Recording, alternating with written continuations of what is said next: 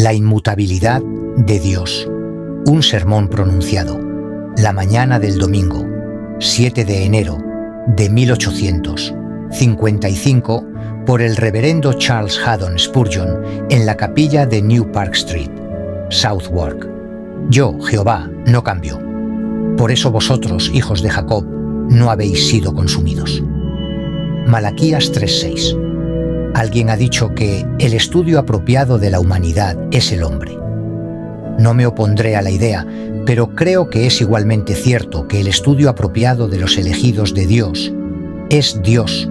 El estudio apropiado de un cristiano es la deidad.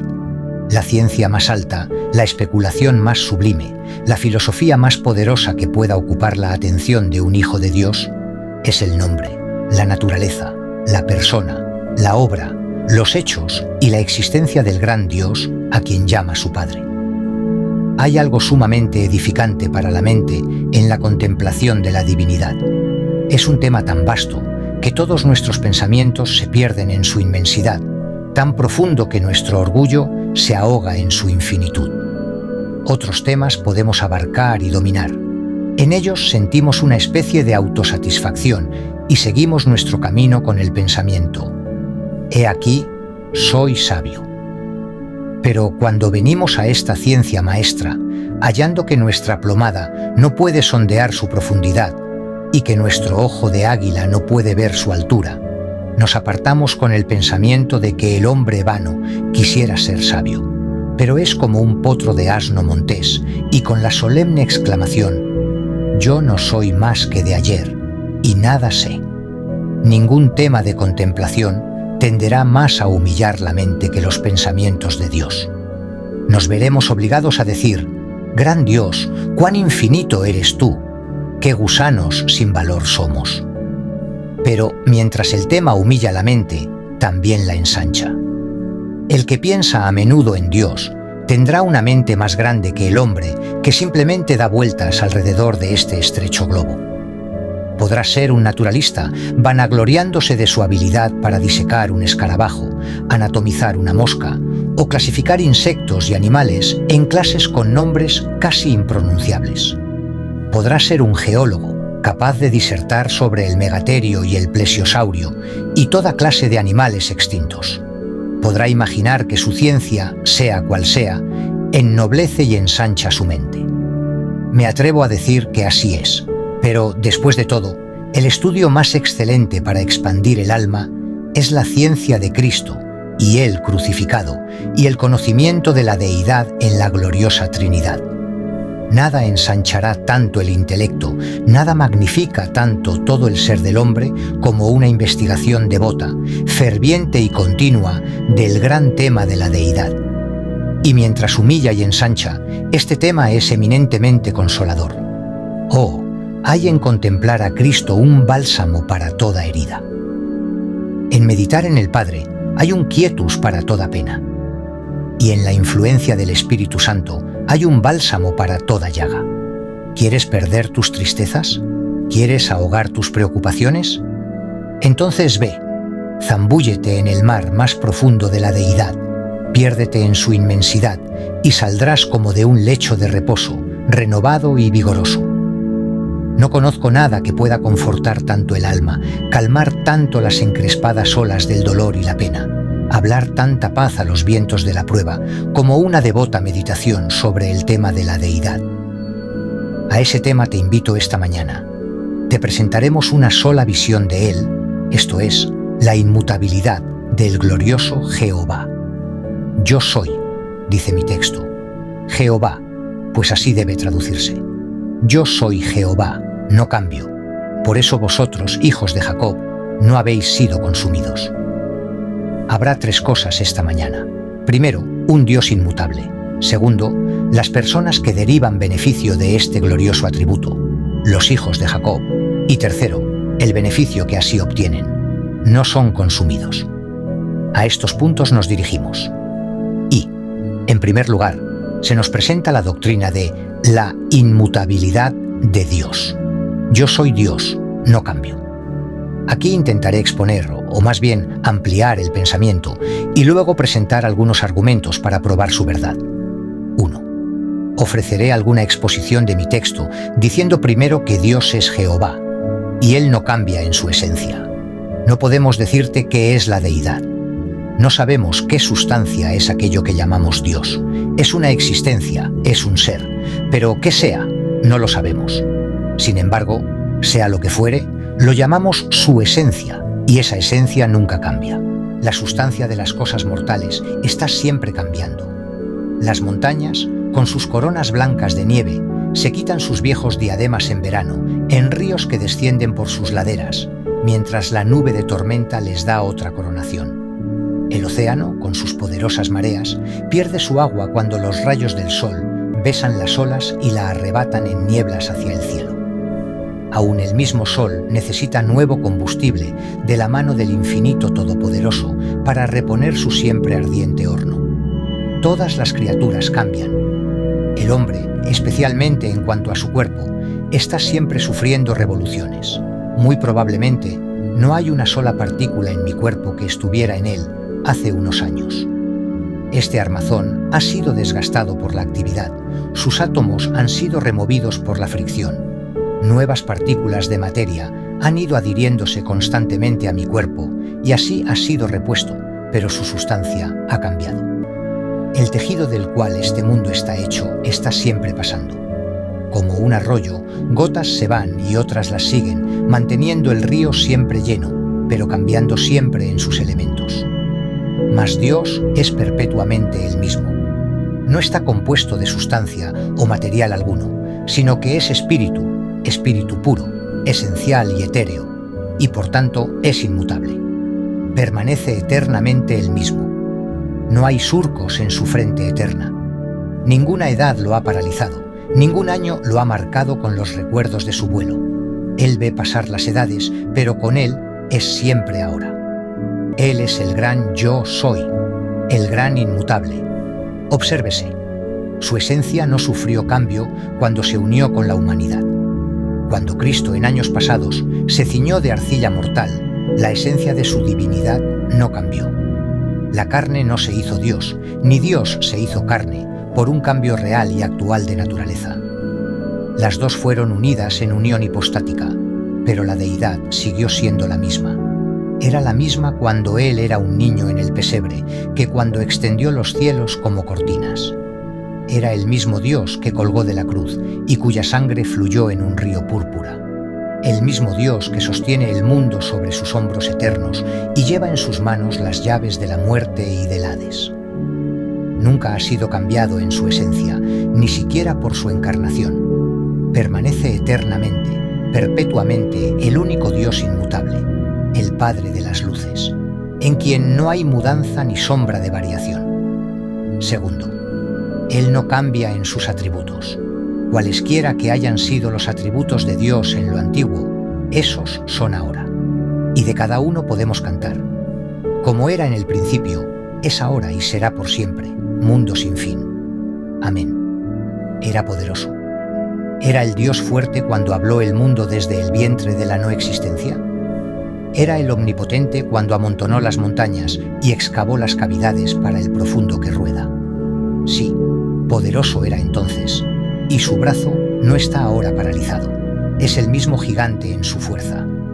La savia de su sustento no se ha secado, y la fortaleza de su alma permanece igual para siempre. Era sabio cuando constituyó este poderoso globo, cuando puso los fundamentos del universo. Tenía sabiduría cuando planeó el camino de nuestra salvación y cuando desde la eternidad trazó sus tremendos designios. Sí, y sabio es ahora. No es menos hábil, no posee menos conocimiento. Su ojo, que todo lo ve, no está velado.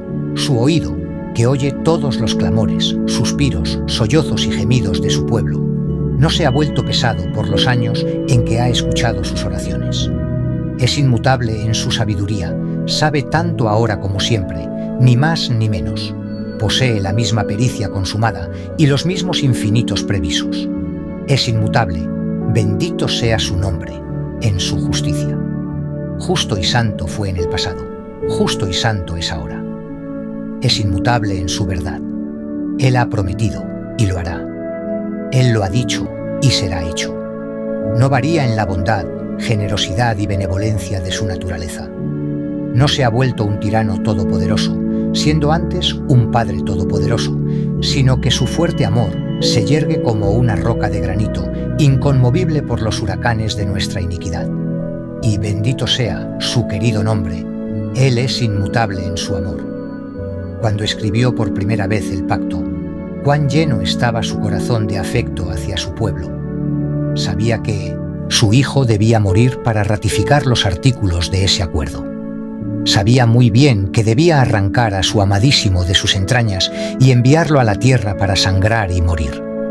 No vaciló en firmar ese grandioso pacto, ni rehuyó su cumplimiento. Ama tanto ahora como entonces, y cuando los soles dejen de brillar y las lunas de mostrar su débil luz, Él seguirá amando por siempre y para siempre. Toma cualquiera de los atributos de Dios y escribiré sobre él semper idem, siempre el mismo. Di cualquier cosa de Dios ahora, y no solo puede decirse de él en el pasado oscuro, sino que en el brillante futuro seguirá siendo lo mismo. Yo soy Jehová, no cambio. 3. Y además, Dios no cambia en sus planes.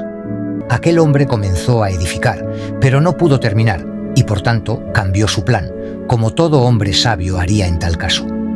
Edificó sobre un cimiento más pequeño y comenzó de nuevo. Pero ¿se ha dicho jamás que Dios comenzó a edificar y no pudo terminar?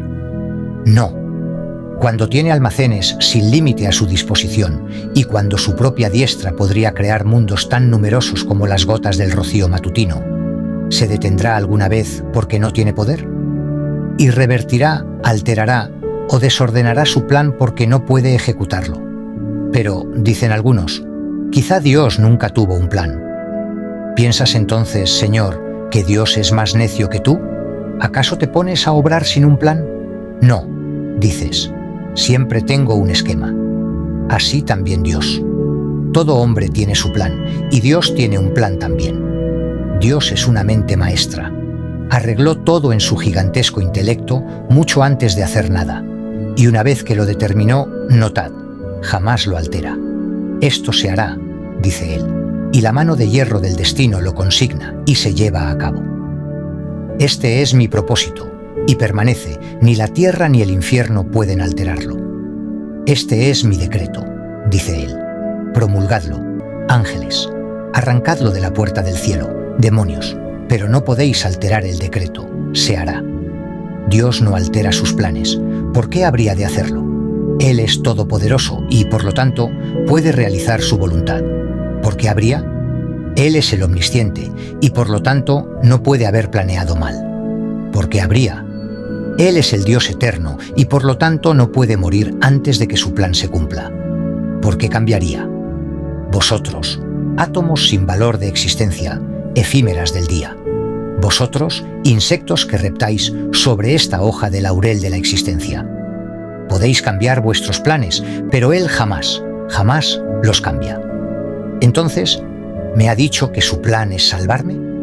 Si es así, estoy seguro. Mi nombre, en las palmas de sus manos, la eternidad no borrará. Impreso en su corazón permanece, con marcas de gracia indeleble. 4. Aún más, Dios es inmutable en sus promesas. Nos encanta hablar de las dulces promesas de Dios, pero si pudiéramos suponer que alguna de ellas pudiera cambiar, no hablaríamos más de ellas. Si pensara que los billetes del Banco de Inglaterra no pudieran cobrarse la próxima semana, me negaría a aceptarlos. Y si pensara que las promesas de Dios nunca serían cumplidas, si creyera que Dios vería conveniente alterar alguna palabra en sus promesas, adiós, Escrituras. Yo quiero cosas inmutables.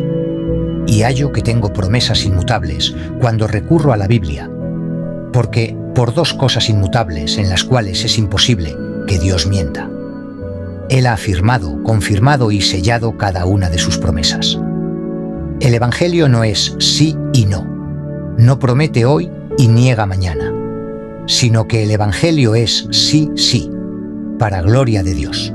Creyente, ayer tenías una deliciosa promesa, y esta mañana, cuando abriste la Biblia, la promesa no te resultaba dulce. ¿Sabes por qué? ¿Crees que la promesa cambió? Ah, no. Cambiaste tú. Ahí está el asunto. Habías estado comiendo de las uvas de Sodoma y por ello tu boca quedó descompuesta y no pudiste percibir la dulzura. Pero allí estaba la misma miel, tenlo por seguro, la misma preciosidad.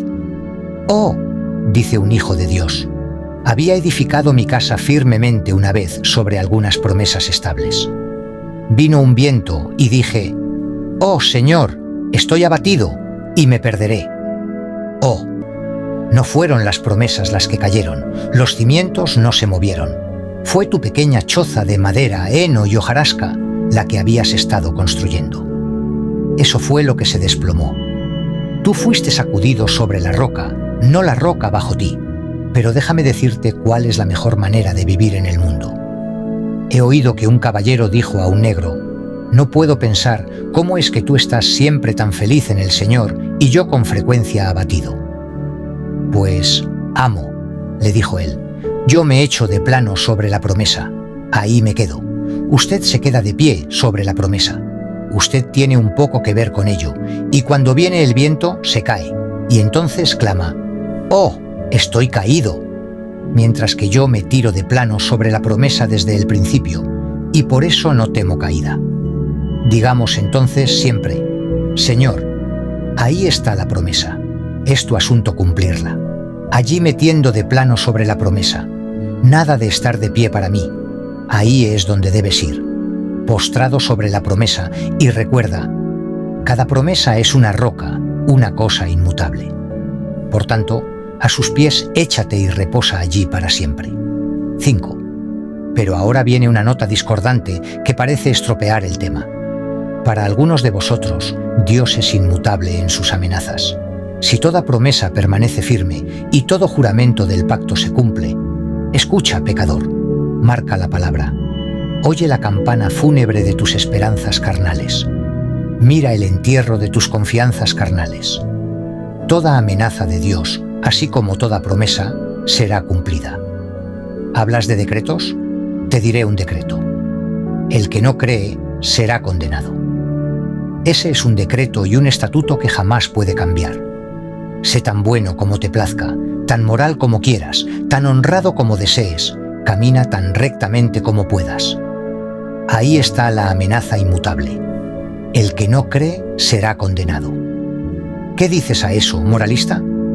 Oh, quisieras poder alterarlo y decir, el que no lleva una vida santa será condenado. Eso será verdad, pero no dice eso. Dice, el que no cree. Aquí está la piedra de tropiezo y la roca de ofensa, pero no puedes alterarla. Debes creer o ser condenado, dice la Biblia, y nota. Esa amenaza de Dios es tan inmutable como Dios mismo. Y cuando 1000 años de tormentos del infierno hayan pasado, alzarás la vista y verás escrito en letras llameantes, el que no cree será condenado. Pero, Señor, estoy condenado. Sin embargo, aún dice será todavía. Y cuando 1 millón de años haya rodado y estés exhausto por tus dolores y agonías, alzarás tus ojos y todavía leerás, será condenado, sin cambio, sin alteración. Y cuando hayas pensado que la eternidad ha hilado su último hilo, que cada partícula de eso que llamamos eternidad ha corrido, todavía lo verás escrito allí, será condenado. Oh, pensamiento terrible, ¿cómo me atrevo a pronunciarlo? Pero debo hacerlo. Debes ser advertido, señores, no sea que también vosotros vengáis a este lugar de tormento. Debes ser dicho con rudeza, porque si el Evangelio de Dios no es cosa áspera, la ley sí lo es. El monte Sinaí es cosa áspera. Ay de la atalaya que no advierte al impío. Dios es inmutable en sus amenazas. Cuidado, oh pecador, porque horrenda cosa es caer en manos del Dios vivo. 6. Debemos insinuar un pensamiento antes de pasar, y es este. Dios es inmutable en los objetos de su amor. No solo en su amor, sino en los objetos de él. Si ocurriera alguna vez que ovejas de Cristo cayeran, mi voluble, débil alma, ay, caería 1000 veces al día. Si un solo santo de Dios hubiera perecido, también podrían todos. Si uno de los del pacto se perdiera, también todos, y entonces ninguna promesa del Evangelio sería verdadera. Pero la Biblia sería una mentira y no habría en ella nada digno de mi aceptación. Me volveré incrédulo al instante cuando pueda creer que un santo de Dios puede caer finalmente. Si Dios me amó una vez, entonces me amará para siempre. ¿Brilló Jesús una vez sobre mí? Entonces Jesús es por siempre mío. Los objetos del amor eterno nunca cambian. A los que Dios ha llamado, a estos justificará. A los que justificó, a estos santificará. Y a los que santifica, a estos glorificará. Segundo, habiendo ocupado quizá demasiado tiempo en simplemente expandir el pensamiento de un Dios inmutable, trataré ahora de probar que Él es inmutable. 1. No soy un predicador muy argumentativo, pero mencionaré un argumento. La mera existencia y el ser de un Dios me parecen implicar inmutabilidad. Pensad un momento. Hay un Dios. Este Dios gobierna y rige todas las cosas. Este Dios formó el mundo, lo sostiene y mantiene. ¿Qué clase de ser debe ser? Me parece que no puedes pensar en un Dios cambiable. Concibo que la idea es tan repugnante al sentido común que si por un momento piensas en un Dios cambiante, las palabras parecen chocar y te ves obligado a decir, entonces debe ser una especie de hombre, y tienes una idea mormona de Dios. Imagino que es imposible concebir un Dios cambiante, así lo es para mí. Otros podrán ser capaces de tal idea, pero yo no podría albergarla. No podría pensar más en un Dios cambiante que en un cuadrado redondo o cualquier otra absurdidad. La cosa parece tan contraria que, una vez que pronuncio Dios, debo incluir la idea de un ser inmutable. 2.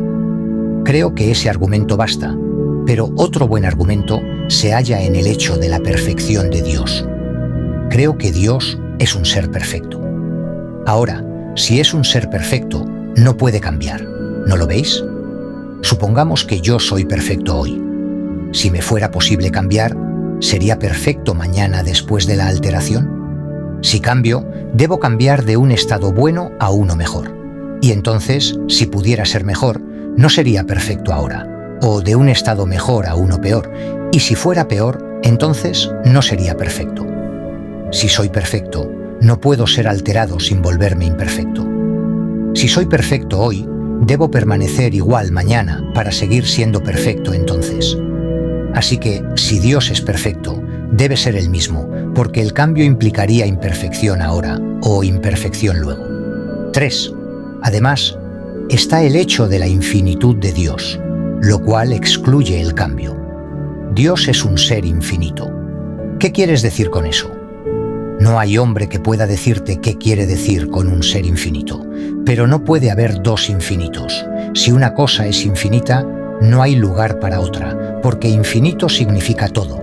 Significa no limitado, no finito, sin fin. Bien, no puede haber dos infinitos. Si Dios es infinito hoy y luego cambiara y fuera infinito mañana, habría dos infinitos. Pero eso no puede ser. Supongamos que es infinito y luego cambia. Debe volverse finito y no podría ser Dios. O bien es finito hoy y finito mañana, o infinito hoy y finito mañana, o finito hoy e infinito mañana, todas las cuales suposiciones son igualmente absurdas. El hecho de que Él sea un ser infinito anula de una vez la idea de que sea un ser cambiante. La infinitud tiene escrito en su misma frente la palabra inmutabilidad. 4. Pero entonces, amados, mirad al pasado, y de ahí recogeremos algunas pruebas de la naturaleza inmutable de Dios. ¿Ha hablado Él y no lo hará? ¿Ha jurado y no vendrá a pasar? No puede decirse de Jehová: ¿ha hecho toda su voluntad y ha cumplido todo su propósito? Volveos a Filistea, preguntad dónde está. Dios dijo: aullad, Asdod, y tú, puertas de Gaza, porque caeréis. ¿Y dónde están? ¿Dónde está Edom? Preguntad a Petra y a sus muros en ruinas. ¿No responderán con eco la verdad de que Dios dijo: Edom será presa y será destruido? ¿Dónde está Babel y dónde Nínive? ¿Dónde Moab y dónde Amón? ¿Dónde están las naciones que Dios dijo que destruiría? ¿No las ha arrancado y echado de la tierra su memoria? ¿Y ha desechado Dios a su pueblo? ¿Ha sido una sola vez olvidadizo de su promesa? ¿Ha quebrantado alguna vez su juramento y pacto? ¿O se ha apartado alguna vez de su plan? Ah, no. Señala una sola instancia en la historia donde Dios haya cambiado. No puedes, Señor, pues a lo largo de toda la historia permanece el hecho de que Dios ha sido inmutable en sus propósitos. Creo oír a alguien decir: recuerdo un pasaje en la Escritura donde Dios cambió. Y así pensé una vez. El caso que quiero decir es el de la muerte de Ezequías. Isaías entró y dijo: Ezequías, vas a morir. Tu enfermedad es incurable. Ordena tu casa. Él volvió su rostro a la pared y empezó a orar, y antes de que Isaías estuviera en el patio exterior, se le dijo que regresara y dijera: vivirás 15 años más. Puedes pensar que eso prueba que Dios cambia, pero en verdad no puedo ver la más mínima prueba en ello. ¿Cómo sabes que Dios no lo sabía? Oh, pero Dios lo sabía. Sabía que Ezequías viviría. Entonces no cambió, porque si lo sabía, ¿cómo podría cambiar? Eso es lo que quiero saber. Pero, ¿sabes un pequeño detalle? Que el hijo de Ezequías, Manasés, no había nacido en ese momento, y que si Ezequías hubiese muerto, no habría habido Manasés, ni Josías, ni Cristo, porque Cristo vino precisamente de esa línea. Encontrarás que Manasés tenía 12 años cuando su padre murió, de modo que debió haber nacido 3 años después de esto. ¿Y no crees que Dios decretó el nacimiento de Manasés y lo previó? Ciertamente. Entonces decretó que Isaías fuese y dijera a Ezequías que su enfermedad era incurable, y luego dijera también en el mismo aliento: pero la sanaré y vivirás. Dijo eso para estimular a Ezequías a la oración. Habló, en primer lugar, como un hombre. Según toda probabilidad humana, tu enfermedad es incurable y debes morir. Luego esperó hasta que Ezequías oró. Entonces vino un pequeño pero al final de la frase. Isaías no había terminado la oración. Dijo: debes ordenar tu casa, porque no hay cura humana, pero... Y entonces salió. Ezequías oró un poco y luego volvió a entrar y dijo: pero yo te sanaré. ¿Dónde hay contradicción ahí, sino en el cerebro de los que luchan contra el Señor y desean hacerlo un ser cambiante? Segundo. Ahora, en segundo lugar, digamos una palabra sobre las personas para quienes este Dios inmutable es un beneficio. Yo soy Dios, no cambio. Por eso vosotros, hijos de Jacob, no habéis sido consumidos. Ahora bien, ¿quiénes son los hijos de Jacob que pueden regocijarse en un Dios inmutable? Primero, son los hijos de la elección de Dios, porque está escrito: a Jacob amé, mas a Esaú aborrecí. No habían aún nacido, ni habían hecho aún bien ni mal. Estaba escrito: el mayor servirá al menor. Los hijos de Jacob son los hijos de la elección de Dios, quienes por gracia soberana creen. Por destino eterno reciben gracia y gloria. Los elegidos de Dios son aquí los hijos de Jacob, aquellos a quienes Él preconoció y predestinó a salvación eterna. 2. Por los hijos de Jacob se entiende, en segundo lugar, personas que gozan de derechos y títulos peculiares. Jacob, lo sabéis, no tenía derechos por nacimiento, pero pronto los adquirió. Cambió un plato de lentejas con su hermano Esaú, y así ganó la primogenitura. No justifico los medios, pero también obtuvo la bendición y así adquirió derechos peculiares. Por los hijos de Jacob, aquí se entienden personas que tienen derechos y títulos peculiares. A los que creen, Él les ha dado el derecho y poder de ser hechos hijos de Dios. Tienen participación en la sangre de Cristo. Tienen derecho a entrar por las puertas en la ciudad. Tienen un título a honores eternos, una promesa de gloria perpetua, derecho a llamarse hijos de Dios. Oh, hay derechos y privilegios peculiares pertenecientes a los hijos de Jacob. 3. Luego, estos hijos de Jacob fueron hombres de manifestaciones peculiares. Jacob había tenido manifestaciones peculiares de su Dios y así fue altamente honrado. Una vez de noche, se acostó y durmió. Tenía los setos por cortinas, el cielo por dosel, una piedra por almohada y la tierra por lecho. Oh, entonces tuvo una manifestación peculiar. Había una escalera y vio a los ángeles de Dios que subían y bajaban. Así tuvo una manifestación de Cristo Jesús, como la escalera que llega de la tierra al cielo, por la cual los ángeles suben para traernos misericordias. ¿Y qué manifestación en Mahanaim, cuando los ángeles de Dios le salieron al encuentro? Y otra en Peniel, cuando luchó con Dios y le vio cara a cara. Esas fueron manifestaciones peculiares, y este pasaje se refiere a aquellos que, como Jacob, han tenido manifestaciones peculiares. Ahora bien, ¿cuántos de vosotros habéis tenido manifestaciones personales? Oh, dices, eso es entusiasmo, eso es fanatismo.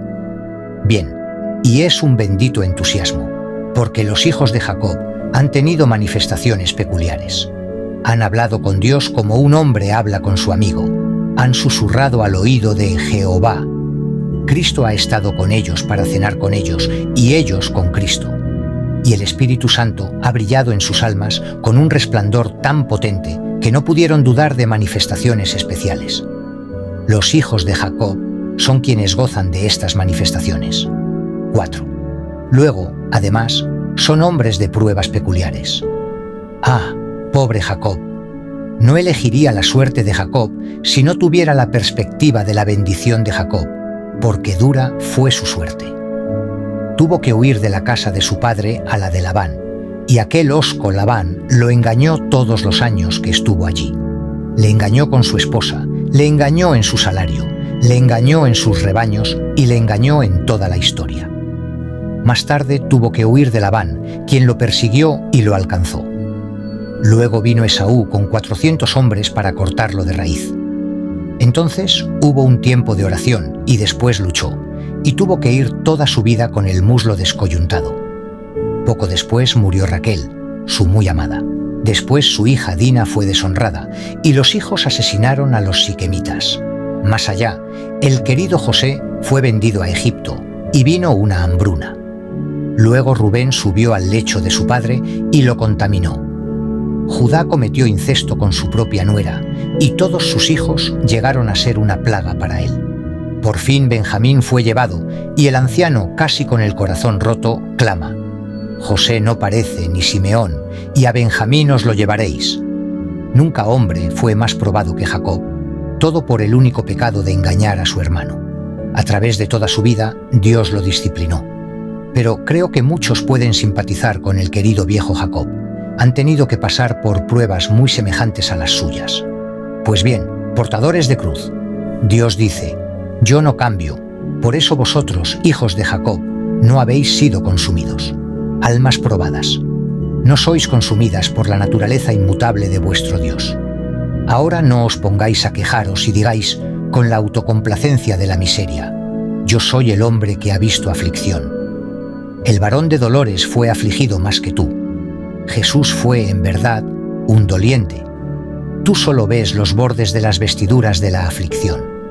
Nunca has tenido pruebas como las suyas. No entiendes lo que significan las tribulaciones. Apenas has sorbido la copa de la prueba. Solo has recibido 1 o 2 gotas. Pero Jesús bebió los pozos. No temáis, dice Dios. Yo soy Jehová, no cambio. Por eso vosotros, hijos de Jacob, hombres de pruebas peculiares, no habéis sido consumidos. 5. Un pensamiento más acerca de quiénes son los hijos de Jacob, pues me gustaría que descubrierais si vosotros mismos sois hijos de Jacob. Son hombres de carácter peculiar, porque aunque hubo cosas en el carácter de Jacob que no podemos aprobar, hay 1 o 2 que Dios sí aprueba.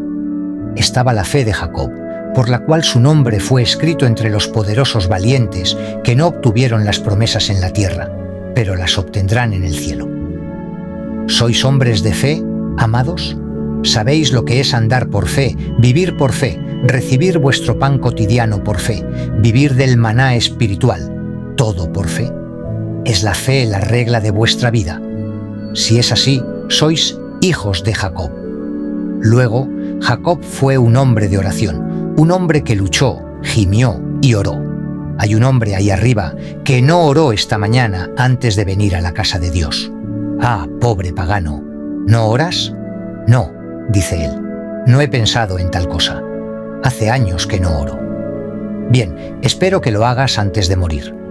Vive y muere sin oración y orarás bastante cuando llegues al infierno. Hay una mujer, no oró esta mañana, estaba tan ocupada enviando a sus hijos a la escuela dominical que no tuvo tiempo para orar. ¿No tuvo tiempo para orar? ¿Tuvo tiempo para vestirse?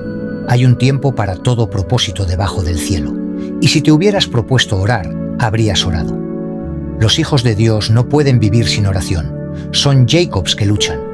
Son hombres en quienes el Espíritu Santo obra de tal manera que no pueden vivir sin orar más de lo que yo puedo vivir sin respirar. Deben orar. Señores, notad, si vivís sin oración, vivís sin Cristo, y muriendo así, vuestra porción estará en el lago que arde con fuego.